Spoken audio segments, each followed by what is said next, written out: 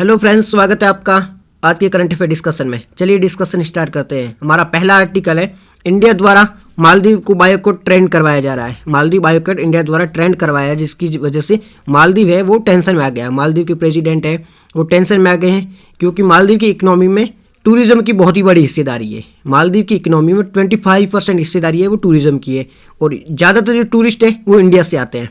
India से बहुत ही ज़्यादा मात्रा में टूरिस्ट मालदीव जाते हैं। अभी इंडियन जाएंगे नहीं तो वहाँ की इकोनॉमी काफ़ी खतरे में दिख रही है। इस वजह से मालदीव के प्रेसिडेंट है वो टेंशन में। और अभी जो मालदीव के प्रेसिडेंट है वो चाइना के दौरे पर गए हुए हैं, तो वहाँ पर इन्होंने चाइनीज से रिक्वेस्ट की है कि प्लीज़ आप मालदीव एज ए टूरिस्ट आओ और मालदीव की इकोनॉमी में योगदान दो। तो इंडिया को छोड़कर मालदीव है वो अलग अलग देशों से ट्राई करे कि वहाँ से लोग एज ए टूरिस्ट मालदीव आए। तो पहला आर्टिकल इससे संबंधित था। नेक्स्ट हमारा जो आर्टिकल है वो है एक स्टडी से संबंधित है। दरअसल एक स्टडी में बताया गया है कि इंडिया की ज़्यादातर जो सिटीज़ है ना, मतलब अलग अलग सिटीज़ को टारगेट दिया गया था कि वो एक तो क्लीन सिटी बनाना है, और साथ ही साथ PM 2.5 पर्टिकुलर मैटर 2.5 है उसकी मात्रा को कम किया जाए। तो ऐसा टारगेट दिया गया था। बट इस स्टडी में बताया गया इंडिया की ज़्यादातर सिटीज़ है वो इस टारगेट को अचीव करने में असफल रही है, अनसक्सेस रही है, सक्सेस नहीं हो पाई है। सिटीज़ द्वारा जो टारगेट है उसे अचीव नहीं किया गया है, तो ऐसा वो न्यूज़ में आया है। तो सेकंड आर्टिकल इससे संबंधित था। तो चलते हैं, ये तो टॉप न्यूज़ थी, तो चलते हैं हमारे पहले आर्टिकल की ओर। हमारा पहला आर्टिकल है वो है सल्फर कोटेड यूरिया के बारे में। न्यूज़ में क्यों है सल्फर कोटेड यूरिया, क्या होता है और न्यूज़ में क्यों है? दरअसल क्या हुआ है, cabinet committee of economic affairs, कौन सी committee? Cabinet committee of economic affairs, ठीक है, ये प्रधानमंत्री द्वारा हेड की जाती है। इनके द्वारा न्यू फोर्टिफाइड यूरिया के कॉम्बिनेशन को अप्रूवल दे दिया गया है। क्या किया गया है इनके द्वारा? Cabinet committee of economic affairs, इन्होंने न्यू फोर्टिफाइड यूरिया, एक नया यूरिया बनाया गया है, न्यू फोर्टिफाइड यूरिया, इसके कॉम्बिनेशन को अप्रूवल दे दिया गया है। इस यूरिया को यूरिया गोल्ड भी कहा जाता है। ये जो नया कॉम्बिनेशन आया इसे यूरिया गोल्ड भी कहा जाता है, और ये अल्टरनेटिव है जो फर्टिलाइजर है उसका अल्टरनेटिव के रूप में इसे लाया गया है। ठीक है, क्या हुआ है, इकोनॉमिक अफेयर्स जो कमेटी है प्रधानमंत्री द्वारा हेड की जाती है, इसके द्वारा न्यू फोर्टिफाइड को अभी अप्रूवल दे दिया गया है, और ये इसे यूरिया गोल्ड भी कहा जाता है। और ये अल्टरनेटिव है, जो हमारा जो ट्रेडिशनल यूरिया है उसका ये अल्टरनेटिव है। तो ये न्यूज़ में था।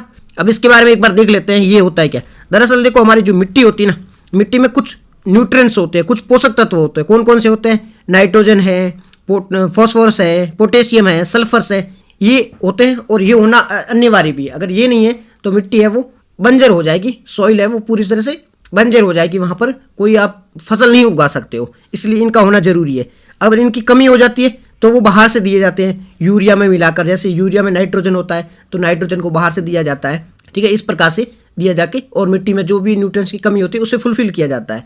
तो जैसे यूरिया के माध्यम से आप नाइट्रोजन दे सकते हो, फॉस्फोरस को लिए डाई अमोनियम फॉस्फेट्स के माध्यम से दे सकते हो, पोटेशियम को आप मिथ्रेट ऑफ पोटास के माध्यम से दे सकते हो, मिथ्रेट ऑफ पोटास के माध्यम से पोटेशियम दे सकते हो। इसलिए अलग अलग माध्यम से अलग अलग प्रकार से आप न्यूट्रिएंट्स है वो बाहर से दे सकते हो। जो हम यूरिया देते हैं उसमें नाइट्रोजन की मात्रा ज़्यादा होती है, बट इसका साइड इफेक्ट बहुत ज़्यादा होता है। जो हमारे फार्मर होते हैं ना, किसान, वो यील्ड को बढ़ाने के लिए यूरिया को बहुत ही ज़्यादा यूज़ करते हैं। अब यूरिया का बहुत ज़्यादा एक्सेसिव यूज़ होता है, इससे इसके साइड इफेक्ट बहुत ज़्यादा होते हैं। बिकॉज की नाइट्रोजन की मात्रा तो बढ़ जाती है, बट जो कुछ टाइम के बाद में बाकी जो भी मतलब जो भी न्यूट्रिएंट्स होते हैं वो खत्म हो जाते हैं, और सॉइल होती है वो बंजर हो जाती है। ठीक है, वहाँ पर नेक्स्ट कोई फसल आप उगा नहीं सकते हो, इसलिए एक्सेसिव यूज़ होता है, इसके साइड इफेक्ट बहुत ज़्यादा होते हैं। बट गवर्नमेंट अब क्या चाहती है कि इस यूरिया उसका अल्टरनेटिव कुछ ना कुछ खोजा जाए, ताकि जो ये समस्या देखने को मिल रही है, सॉइल बंजर हो रही है, एक टाइम के बाद में यूरिया की जो यील्ड मिलती है वो यील्ड भी कम हो रही है, इसे कैसे भी तरह से मेंटेन किया जाए। तो इसके लिए गवर्नमेंट अल्टरनेटिव देख रही है, और इसी के लिए लेके आई है ये सल्फर कोटेड यूरिया लेके आई। तो हम सल्फर कोटेड यूरिया के बारे में भी एक बार देख लेते हैं। अब सल्फर कोटेड यूरिया की बात करें तो इसे यूरिया गोल्ड भी कहा जाता है। सल्फर कोटेड यूरिया को यूरिया गोल्ड भी कहा जाता है। समझ में आ गया आपको? सल्फर कोटेड यूरिया को यूरिया गोल्ड भी कहा जाता है, ठीक है। बिकॉज यूरिया गोल्ड, इसमें नहीं कि गोल्ड की परतें लगी हुई, नहीं, इसे यूरिया गोल्ड इसलिए कहा जाता है, जो यूरिया होता है उस पर सल्फर की एक परत लगा दी जाती है। अब कैसे लगा जाती है? तो दरअसल सबसे पहले ये नॉन ऑर्गेनिक एक कंपाउंड है। नॉन ऑर्गेनिक मतलब ऑर्गेनिक नहीं है, ठीक है, नॉन ऑर्गेनिक है। ये स्लो रिलीज होता है, जो जैसे नाइट्रोजन होता है वो फास्ट रिलीज हो जाता है, तो थोड़ी देर बेनिफिट होता है, बाद में खत्म हो जाता है। बट ये जो सल्फर कोटेड यूरिया है, एक तो स्लो रिलीज होता है, जिससे फर्टिलाइजर है ना वो अच्छे से काम कर पाता है। इसमें क्या होता है, यूरिया पर सल्फर का लेप लगाया जाता है, यूरिया होता है ना, उस पर सल्फर का लेप लगाया जाता है जिससे प्लांट पर नाइट्रोजन और सल्फर प्राप्त मात्रा में मिल सके। यूरिया होता है, उस पर यूरिया नाइट्रोजन बेस होता है, इसमें सल्फर का लेप लगा दिया जाता है। ये स्लो काम करता है, स्लो रिलीज होगा तो नाइट्रोजन भी स्लो रिलीज होगा। पौधों की जो जड़ें होती हैं, प्लांट की जड़ें, उसमें धीरे धीरे नाइट्रोजन जाता रहेगा, जब जरूरत होती तब जाता रहेगा। इससे क्या होगा कि प्लांट्स पूरे मतलब प्रॉपर तरीके से डेवलप हो पाएंगे। पहले क्या होता, अचानक गया, अचानक रिलीज हो गया और जब जरूरत थी तब वो उसको मिला ही नहीं। ठीक है, अब क्या धीरे धीरे रिलीज होगा तो अच्छे तरीके से इसको जब जरूरत होगी तब वो नाइट्रोजन को ले लेगा, तो अच्छे से प्रॉपरली डेवलप हो पाएगा प्लांट। ठीक है, इसका महत्व क्या है, इसमें नाइट्रोजन जो रिलीज होगा वो धीरे धीरे होगा, जिससे क्या होगा, फर्टिलाइजर, जो फर्टिलाइजर होता है ना, यूरिया होता है, उसकी ह्यूमिड एसिड मतलब वो बढ़ने में हेल्प हो जाएगा। और इसमें क्या होता है, ह्यूमिड एसिड मिला जाता है। इसमें क्या होता है, फर्टिलाइजर के लिए ह्यूमिड एसिड मिला जाता है। सल्फर कोटेड पहले कोट लगाया जाता है, साथ में मतलब कोट लगाया जाता है सल्फर का, ऊपर परत लगाई जाती है और इसे ह्यूमिड एसिड की तरह मिलाया जाता है, जिससे क्या होता है, फर्टिलाइजर का जो यूज है ना वो कम हो। जैसे धीरे धीरे यूज होगा, धीरे धीरे जो कम मात्रा में फर्टिलाइजर मिला के आप बहुत ही अच्छी बेनिफिट ले सकते हो, बहुत ही अच्छी यील्ड आपको मिल सकती है। तो इसका फर्टिलाइजर का यूज है वो कम हो जाएगा। और ये एक जो हमारा ट्रेडिशनल फर्टिलाइजर है उसका सब्सटीट्यूट भी है, उसके एक विकल्प के रूप में भी काम आ सकता है। जैसे एक बात की जाती है कि 15 किलो आप सल्फर गोल्ड जो है ना, सल्फर कोटेड यूरिया, वो 20 केजी जो ट्रेडिशनल यूरिया है उसके इक्वल है। 20 केजी आप 20 किलोग्राम हमारा जो ट्रेडिशनल यूरिया उसको यूज करो और 15 किलो सल्फर कोटेड यूज करो तो बराबर ही आपको रिजल्ट मिलेगा। तो ये बहुत ही ज़्यादा बेनिफिट है, एक तो उसका यूज भी कम कर रहा है और साथ ही साथ में कम वैल्यू में आपको ज़्यादा बेनिफिट दे रहा है। ठीक है, अभी यूरिया से अलग कैसे है, जो हमारा ट्रेडिशनल यूरिया है उससे अलग कैसे, अलग की बात कर रहे हैं, किस प्रकार से ये डिफरेंट है। तो देखो अलग कैसे होता है, हमारा जो ट्रेडिशनल यूरिया है ना उसमें नाइट्रोजन की मात्रा बहुत ज़्यादा होती थी, उसमें 46% होता था वो नाइट्रोजन होता था। हमारे जो ट्रेडिशनल यूरिया में 46%, ट्रेडिशनल यूरिया में 46% नाइट्रोजन होता था। बट इसकी बात करें ना, किसकी, सल्फर कोटेड यूरिया की, सल्फर कोटेड यूरिया में 37% तो नाइट्रोजन है, साथ ही साथ में 70% क्या है, 17% है वो सल्फर है। बात समझ में आ रही है कि हमारा जो ट्रेडिशनल यूरिया था उसमें 46% ओनली नाइट्रोजन था, बाकी बहुत कम थे। बट इसमें 37% है वो नाइट्रोजन है और 17% सल्फर भी है। ये आपको याद रखना डेटा। अब इसका बेनिफिट क्या होगा, इसका बेनिफिट ये होगा कि इसमें यूरिया का यूज़ है वो 25%, 25% यूरिया का यूज़ कम हो जाएगा।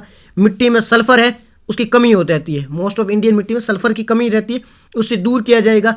और इसकी प्राइस है ना वो यूरिया की या तो बराबर है या यूरिया से कम है। हमारा जो ट्रेडिशनल यूरिया है उससे या तो इसकी प्राइस कम है या इसके बराबर है। किसानों को बहुत ही ज़्यादा बेनिफिट होगा, यूरिया का यूज़ कम हो जाएगा, साइड इफेक्ट कम हो जाएंगे और भी बहुत ही ज़्यादा बेनिफिट इससे देखने को मिलेगा। ठीक है, तो ये पूरा आर्टिकल था हमारा सल्फर कोटेड यूरिया के बारे में। चलते हम नेक्स्ट आर्टिकल की ओर। हमारा जो नेक्स्ट आर्टिकल है वो है यूनेस्को वर्ल्ड हेरिटेज कमेटी के बारे में। न्यूज़ में क्यों है, इंडिया द्वारा यूनेस्को वर्ल्ड हेरिटेज कमेटी की 46वीं सेशन है उसे होस्ट किया जाएगा। इंडिया द्वारा यूनेस्को वर्ल्ड हेरिटेज कमेटी है उसकी 46वीं सेशन अभी आयोजित हो रहा है, वो इंडिया द्वारा होस्ट किया जाएगा, इसीलिए ये न्यूज़ में है। अब जो भारत है वो पहली बार वर्ल्ड हेरिटेज कमेटी है, यूनेस्को की जो वर्ल्ड हेरिटेज कमेटी है उसको पहली बार होस्ट करेगा। इंडिया यूनेस्को की वर्ल्ड हेरिटेज कमेटी को पहली बार होस्ट करेगा। और इससे क्या होगा, भारत की जो हेरिटेज है, जो हमारी विरासत है, जो हमारी संस्कृति है, उसे प्रमोशन मिलेगा, वो प्रमोट होगी, उसे बढ़ावा मिल जाएगा। भारत की संस्कृति है वो केंद्र बिंदु बन जाएगी। साथ ही साथ बात कर ले इसके बारे में, यूनेस्को वर्ल्ड हेरिटेज कमेटी के बारे में बात करें तो इसे इस्टेब्लिश किया गया था convention of protection of cultural and natural heritage के तहत। इससे एक कन्वेंशन हुई थी, protection of cultural and natural heritage की एक कन्वेंशन हुई थी। कब हुई थी ये कन्वेंशन, ये हुई थी 1972 में कन्वेंशन हुई थी। कब हुई थी कन्वेंशन, 1972 में कन्वेंशन हुई थी। उसके तहत इसे स्थापित किया गया था। कब स्थापित किया गया, 1972 के तहत convention of protection of cultural and natural heritage, cultural और नेचुरल हेरिटेज की एक कन्वेंशन हुई थी। इसे प्रोटेक्ट करने के लिए कन्वेंशन हुई थी। इसके तहत 1972 में इसे स्थापित किया गया था। इसे अडॉप्ट कब किया गया था, तो यूनेस्को द्वारा, यूनेस्को की एक कॉन्फ्रेंस हुई थी सेम 1972 में, 1972 में, तब इसे अडॉप्ट किया गया था। स्थापित भी इसी के तहत किया था, कन्वेंशन के तहत। तो बाद में यूनेस्को की कॉन्फ्रेंस के द्वारा 1972 में इसे अडॉप्ट कर लिया गया। इसके मेंबर कितने हैं, इसके मेंबर सदस्य कितने हैं, 21 सदस्य है। क्या इंडिया इसका सदस्य है, जी हाँ, इंडिया इसका सदस्य है। 21 टोटल सदस्य है और इंडिया इसका सदस्य है। इंडिया के अलावा भी बहुत सारे जापान वगैरह, यूक्रेन वगैरह इसके मेंबर है। बट देखना यहाँ पर यूएस इसका मेंबर नहीं है, चाइना इसका मेंबर नहीं है, रसिया इसका मेंबर नहीं। किसका हम बात करें? यूनेस्को वर्ल्ड हेरिटेज कमेटी की बात कर रहे हैं। यूनेस्को वर्ल्ड हेरिटेज कमेटी के मेंबर इंडिया के सहित 21 मेंबर है। यूएस, चाइना, रसिया इसके मेंबर नहीं है, और भी बड़ी बड़ी कंट्री यूके, फ्रांस वगैरह इसके मेंबर नहीं है। ठीक है, ये चीज आप याद रखना। अब हम बात कर लेते हैं इसके कार्यकाल की। इसके जो मेंबर है उसका इलेक्शन कैसे होता है? तो इलेक्शन कॉन्फ्रेंस के द्वारा, जनरल असेंबली होती है ना यूनेस्को की,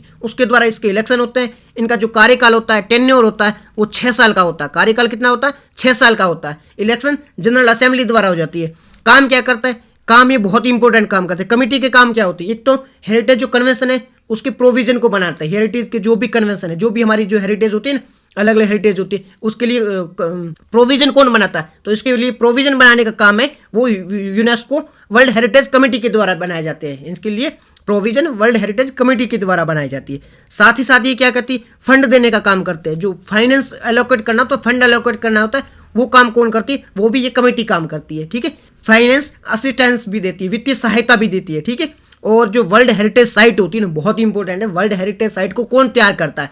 तो वर्ल्ड हेरिटेज साइट की जो लिस्ट होती है, जैसे इंडिया की बहुत सारी वर्ल्ड हेरिटेज साइट की लिस्ट है, उसे तैयार करने का काम है वो भी इसी कमेटी के द्वारा, वर्ल्ड हेरिटेज कमेटी के द्वारा किया जाता है। यूनेस्को की वर्ल्ड हेरिटेज कमेटी है, वो भी वर्ल्ड हेरिटेज साइट की लिस्ट तैयार करती है, और कंजर्वेशन भी मॉनिटर करने का काम भी इसी कमेटी का है। ठीक है जी, समझ में आ गया। अब एक बार हम यूनेस्को के देख लेते हैं। यूनेस्को की फुल फॉर्म है United Nation Educational, Scientific and Cultural Organization. क्या फुल फॉर्म है? United Nation Educational, Scientific and Cultural Organization, ये इसकी फुल फॉर्म है। ये यूएन की एक स्पेशल एजेंसी है। यूएन की एक स्पेशल एजेंसी। यूएन की अलग अलग एजेंसी होती है, कोई अटैच ऑफिस होता है, कोई जुड़ा हुआ ऑफिस होता है, कोई संलग्न ऑफिस, मतलब अलग अलग ऑफिस होती है। तो यूएन की एक स्पेशल एजेंसी है। ठीक है, इसकी स्थापना हुई थी 1945 में इसकी स्थापना हुई थी। कब हुई थी? 1945 में इसकी स्थापना हुई थी। इससे पहले इसका जो उत्तराधिकारी था वो था इंटरनेशनल इंटेलेक्चुअल कोऑपरेशन था, इसका उत्तराधिकारी ये रूप में बना। इससे पहले कौन था? इंटेलेक्चुअल कोऑपरेशन था, उसका उत्तराधिकारी, उसके सक्सेसर के रूप में यूनेस्को काम करेगा। पहले इंटेलेक्चुअल कोऑपरेशन था, उसको हटाकर यूनेस्को को लाया गया था। कब लाया गया था? 1945 में लाया गया था। यूएन की स्पेशल एजेंसी है। काम क्या करेगी? एम क्या है इसकी? एम की बात करें तो ये है इंटरनेशनल कोऑपरेशन के माध्यम से इंटरनेशनल पीस, इंटरनेशनल सिक्योरिटी को बढ़ावा देती है। इंटरनेशनल कोऑपरेशन अलग अलग माध्यम से सहयोग करके इंटरनेशनल पीस को बढ़ावा देती है, साथ ही साथ इंटरनेशनल सिक्योरिटी को बढ़ावा देती है।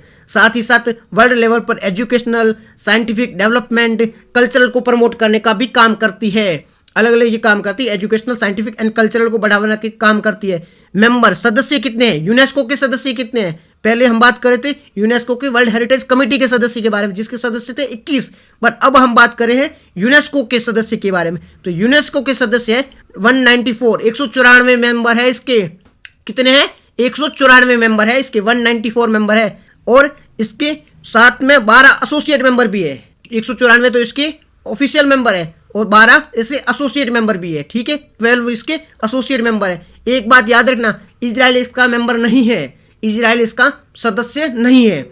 एक बात आप ये भी याद रखना कि जब ट्रंप राष्ट्रपति बने थे ना, अमेरिका के, यूएस के ट्रंप राष्ट्रपति बने थे, तो ट्रंप ने क्या किया था कि यूएस को इस यूनेस्को से बाहर कर दिया था कि यूएस अब इसका मेंबर नहीं है। बट 2023 में यूएस है वो पुनः इसका मेंबर बन गया है। तो अभी की डेट, आज की डेट में यूएस है वो यूनेस्को का मेंबर है। अमेरिका इसका मेंबर है, जी हाँ, अमेरिका इसका मेंबर है। यूनेस्को का हेडक्वार्टर कहाँ है? इसका हेडक्वार्टर है पेरिस के बारे में। ठीक है, यूएस का हेडक्वार्टर कहाँ है? हेडक्वार्टर है इसका पेरिस में। कौन कौन सी रिपोर्ट रिलीज करता है ये?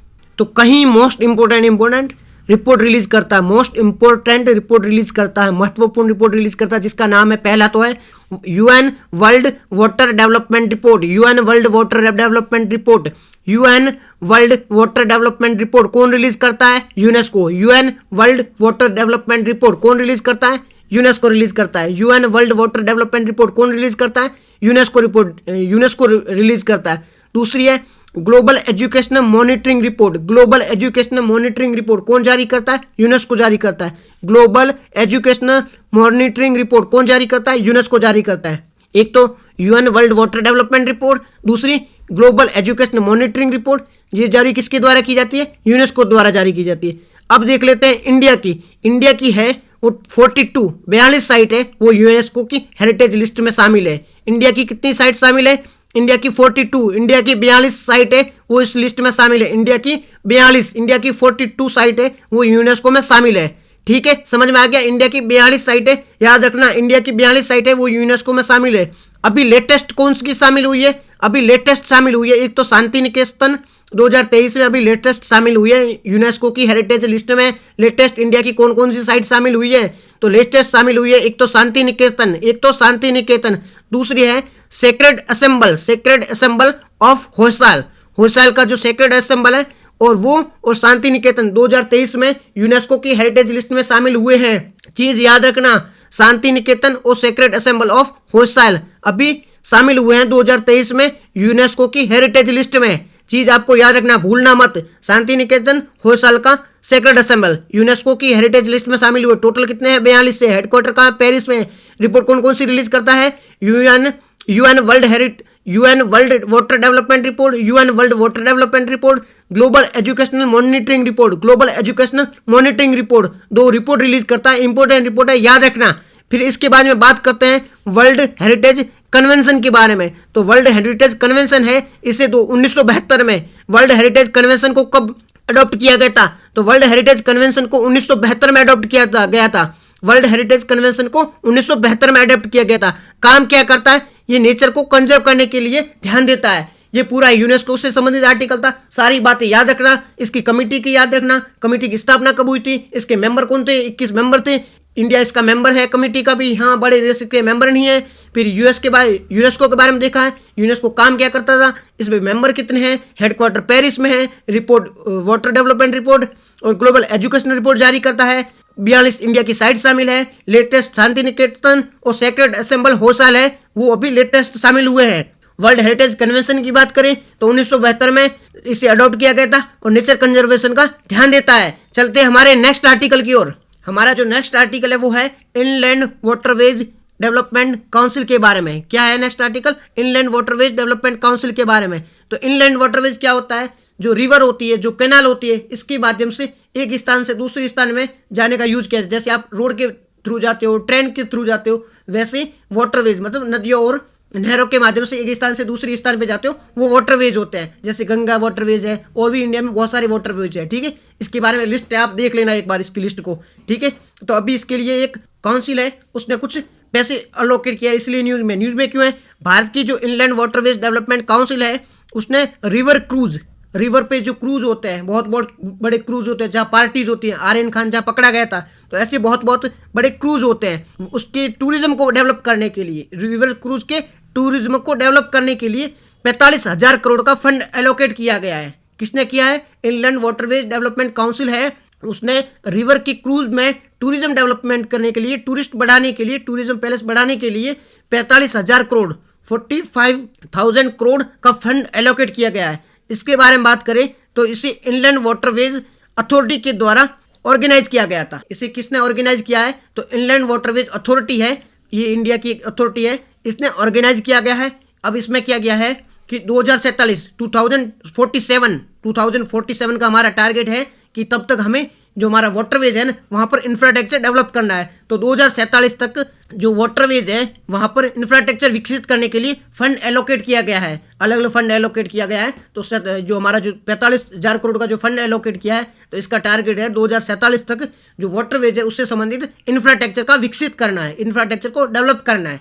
तो ये हमारा टारगेट है। इसके साथ साथ कुछ और भी इनिशिएटिव चलाए जा रहे हैं, जैसे कि इन इनिशिएटिव की बात करें, जैसे कि हेरिटेज नौका एक इनिशिएटिव है, हेरिटेज नौका। इसमें क्या किया जाएगा? जो हमारी हेरिटेज साइट है जो रिवर के आसपास है वहां पर ये चलाया जाएगा। साथ ही साथ में गाइडलाइन भी जारी की गई है, हेरिटेज नौका गाइडलाइन भी जारी की गई है। इसके अलावा रिवर क्रूज टूरिज्म को डेवलप करने के लिए टारगेट भी रखा गया है। रिवर क्रूज डेवलपमेंट के लिए एक टारगेट रखा गया है, river cruise tourism development target 2047 तक रिवर क्रूज के टूरिज्म को डेवलप करने के लिए एक टारगेट रखा गया है। ठीक है, 2 इनिशिएटिव है, एक तो है हेरिटेज नौका गाइडलाइन, दूसरा है रिवर क्रूज टूरिज्म डेवलपमेंट 2047। ठीक है, इसके लिए रोड मैप भी बनाया गया है।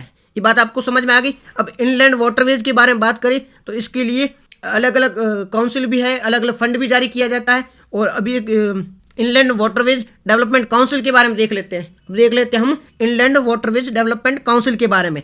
इनलैंड वाटरवेज डेवलपमेंट काउंसिल की बात करें तो इसे स्थापित किया गया था, इसका गठन किया गया था, इसको इस्टेब्लिश किया गया था 2023 में, 2023 में इनलैंड वाटरवेज डेवलपमेंट काउंसिल को बनाया गया है। कब बनाया गया है? 2023 में बनाया गया है। क्या काम करेगी ये? इनलैंड वाटरवेज को बढ़ावा देगी, इनलैंड वाटरवेज को बढ़ावा देगी, वहाँ के इंफ्रास्ट्रक्चर को बढ़ावा देगी। तो इनलैंड वाटरवेज डेवलपमेंट काउंसिल 2023 में स्थापित किया गया है। क्या काम करेगी? इनलैंड वाटरवेज को बढ़ावा देने का काम करेगी। एक बार फिर से देख लेते हैं क्या हुआ इनलैंड वाटरवेज डेवलपमेंट काउंसिल के बारे में। आर्टिकल था, न्यूज़ में क्यों था? भारत की इनलैंड वाटरवेज डेवलपमेंट काउंसिल के द्वारा रिवर क्रूज को डेवलप करने के लिए 45,000 करोड़ का फंड एलोकेट किया गया है। इनलैंड वाटरवेज डेवलपमेंट काउंसिल के बारे में बात करें तो इसे 2023 में स्थापित किया गया है। काम क्या है इसका? इसका काम है इनलैंड वाटरवेज को बढ़ावा देना, साथ ही साथ में इनलैंड वाटरवेज से संबंधित टूरिज्म को बढ़ावा देना, वहां पर इंफ्रास्ट्रक्चर विकसित करना है। इनलैंड वाटरवेज की बात करें तो इसे भारत की inland waterways authority of India के द्वारा ऑर्गेनाइज किया गया है। Inland waterways authority of India के द्वारा इसे ऑर्गेनाइज किया गया है। इसका टारगेट है 2047 तक इंफ्रास्ट्रक्चर डेवलपमेंट करना और इसके लिए फंड एलोकेट करना है। और भी कौन कौन से इनिशिएटिव चलाए जा रहे हैं? एक इनिशिएटिव चलाया जा रहा है हेरिटेज नौका गाइडलाइन, और दूसरा है river cruise tourism road map 2024-2047। दो इसके लिए दो इनिशिएटिव चलाए जा रहे हैं। पहला इनिशिएटिव है हेरिटेज नौका गाइडलाइन, दूसरा है river cruise tourism development road map 2047। दो रोड मैप चलाए जा रहे हैं। तो ये पूरा इससे संबंधित था। चलते हमारे नेक्स्ट आर्टिकल की ओर। हमारा नेक्स्ट आर्टिकल है वो प्रवासी भारतीय दिवस के लिए है। प्रवासी भारतीय दिवस से संबंधित है। 9 जनवरी को हर वर्ष ये प्रवासी भारतीय दिवस मनाया जाता है। न्यूज़ में क्यों है 9 जनवरी को प्रवासी भारतीय दिवस? 9 जनवरी को प्रवासी भारतीय दिवस, जिसे नॉन रेजिडेंट इंडियन यानी NRI इंडियन डेज भी कहा जाता है। ठीक है, 9 जनवरी को प्रवासी भारतीय दिवस, जिसे नॉन रेजिडेंट इंडियन यानी NRI डेज भी कहा जाता है। ठीक है, इसे NRI जो हमारे नॉन रेजिडेंट इंडियन होते हैं उनकी अचीवमेंट को दर्शाने के लिए, उन्होंने इंडिया के लिए क्या क्या किया उसे दर्शाने के लिए सेलिब्रेट किया जाता है। ये बात आपको समझ में आई? अब 9 जनवरी को क्यों मनाया जाता है? बिकॉज की सबसे बड़े ग्रेटेस्ट जो प्रवासी है ना, जिनका नाम है महात्मा गांधी जी। तो महात्मा गांधी जी 9 जनवरी 1915 को 9 जनवरी 1915 को महात्मा गांधी जी साउथ अफ्रीका से इंडिया को रिटर्न आए थे। दक्षिण अफ्रीका में ये वहाँ पे एडवोकेट थे, वहाँ पे प्रैक्टिस करते थे। तो वहाँ से 9 जनवरी 1915 9 जैन 1915 को ये साउथ अफ्रीका से पुनः इंडिया आए थे। इनकी याद में 2003 से ही इसे सेलिब्रेट किया जाता था। पहले किया जाए 2003 से ही 9 जनवरी से ये प्रवासी भारतीय दिवस मनाया जाता था। हर साल इसे मनाया जाता है। ठीक है, हर साल तब से मनाया जाता था। क्यों मनाया जाता था? एक तो फ्रीडम स्ट्रगल है उससे, और साथ ही साथ जो हमारे प्रवासी है उनके योगदान को दिखाने के लिए गांधी जी को ग्रेटेस्ट प्रवासी भी कहा जाता है। ये 2015 तक तो हर साल मनाया जाता था, बट 2015 में क्या हुआ कि 2 वर्षों के बाद में इसे बायनियल यानी हर 2 वर्ष बाद में मनाया जाएगा। 2015 तक तो इसे हर वर्ष मनाया जाता था, बट 2015 से क्या किया गया कि अब इसे 2 वर्षों में मनाया जाएगा। जैसे 2015 में मनाया गया, फिर 2017 में, फिर 2019 में, ऐसे 2 वर्षों में मनाया जाएगा। हालांकि देखो हर वर्ष मनाया जाता है तो एक वर्ष तो बहुत बड़ा, जैसे कि 2015 में बहुत बड़ा उद्घाटन हुआ था, बहुत बड़ा सेलिब्रेशन हुआ था। और जो सेकंड है 2016 वहां पर इसमें ओनली थीम बेस मनाया गया। एक वर्ष बड़ा सेलिब्रेशन होगा, एक वर्ष नॉर्मल सेलिब्रेशन होगा। तो 2015 था वहां पे बड़ा सेलिब्रेशन था, 2016 में थीम बेस था। जैसे 2023 में बड़ा सेलिब्रेशन था, 2024 में ओनली थीम बेस सेलिब्रेशन था।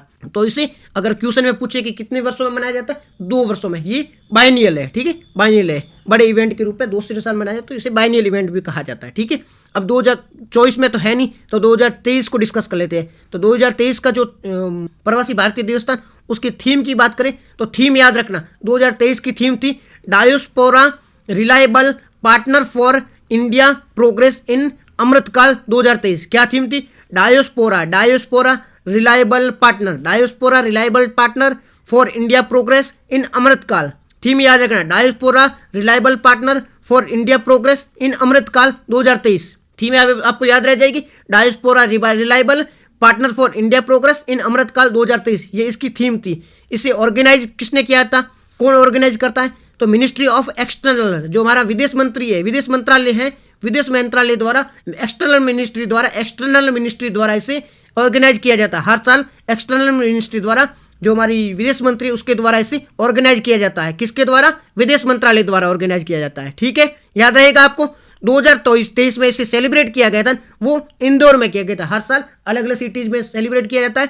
2023 में इसे सेलिब्रेट किया गया था, वो इंदौर में किया गया था। कहाँ किया गया था? इंदौर में सेलिब्रेट किया गया था। इस दौरान प्रवासी भारतीय सम्मान भी दिए जाते हैं, प्रवासी भारतीय सम्मान अवार्ड भी दिए जाते हैं। इस दौरान क्या किया जाता है?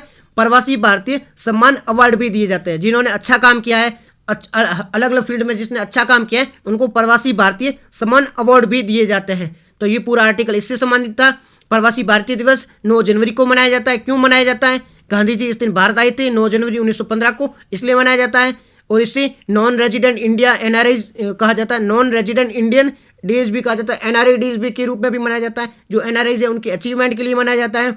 2003 से इसे स्टार्ट किया गया था। पहले हर साल मनाया जाता था, बट 2015 से इसे बाइनियल 2 वर्षों में एक बार मनाया जाएगा। और 2023 में मनाया गया था। जो बड़ा प्रोग्राम था उसकी थीम थी diaspora reliable partner for India progress in Amritkaal 2023 इसकी थीम थी। ऑर्गेनाइज कौन करता है? ऑर्गेनाइज करता है एक्सटर्नल मिनिस्ट्री, विदेश मंत्रालय द्वारा इसे ऑर्गेनाइज किया जाता है। 2023 में इंदौर में मनाया गया था। और इसे इस दौरान प्रवासी भारतीय सम्मान अवार्ड भी दिया जाता है। जो अच्छा काम करता है प्रवासी, उनको यह अवार्ड दिया जाता है। चलते हैं हमारे नेक्स्ट आर्टिकल की ओर। हमारा नेक्स्ट आर्टिकल है वो वॉइस क्लोनिंग से संबंधित है।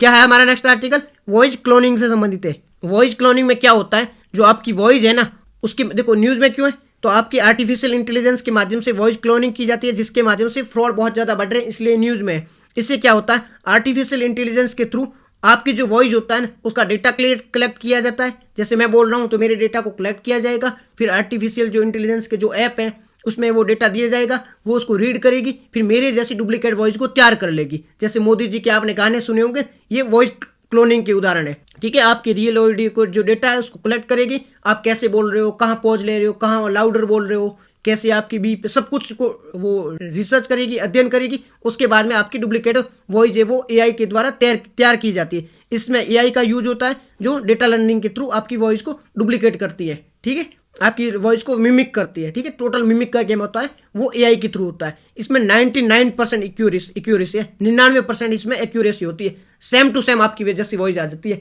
मिसयूज इसके बहुत ज़्यादा होते हैं। जैसे आपने देखा कोई बड़ा पॉलिटिक्स लीडर है, उसकी वॉइस के थ्रू कुछ बोल दिया जाता है, जिससे बहुत ही ज़्यादा क्योस भी क्रिएट हो सकता है, बहुत दंगे भी भड़क सकते हैं। तो इसके मिसयूज बहुत ज़्यादा होते हैं। इसके लिए अलग अलग ऐप है, जैसे MURF मूर्फ ऐप है, रिसेंबल ऐप है, स्पीचिफाई ऐप है, बहुत सारे ऐप है। ठीक है, अब इसमें एक क्वेश्चन भी पूछा गया था, तो उसका आंसर क्या होगा? बहुत है।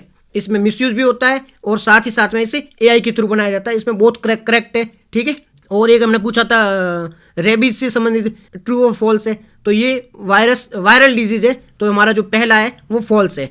दूसरा बात करें तो ये सिमलीपाल कहाँ पर है? सिमलीपाल उड़ीसा में, तो ये भी फॉल्स है। वहाँ पे देखा था वो गलत था, सिमलीपाल उड़ीसा में। जन औषधि है वो केमिकल एंड फर्टिलाइजर मिनिस्ट्री के अंतर्गत आता है। जन औषधि हमने कल डिस्कस किया था, ये केमिकल एंड फर्टिलाइजर मिनिस्ट्री के अंतर्गत आता है। ठीक है, और फिर एक जन औषधि केंद्र से संबंधित था, तो यहाँ पर गलत पूछा गया था, फॉल्स पूछा गया था, फॉल्स था। ये आप देख लेना, गलत पूछा गया है, करेक्ट है इनकरेक्ट है ये देख के। तो इसका जो दोनों स्टेटमेंट है वो करेक्ट है, और यहाँ पर पूछा इनकरेक्ट, तो डी आंसर आएगा, क्योंकि दोनों गलत है। ठीक है, तो आज की डिस्कशन में इतना ही था।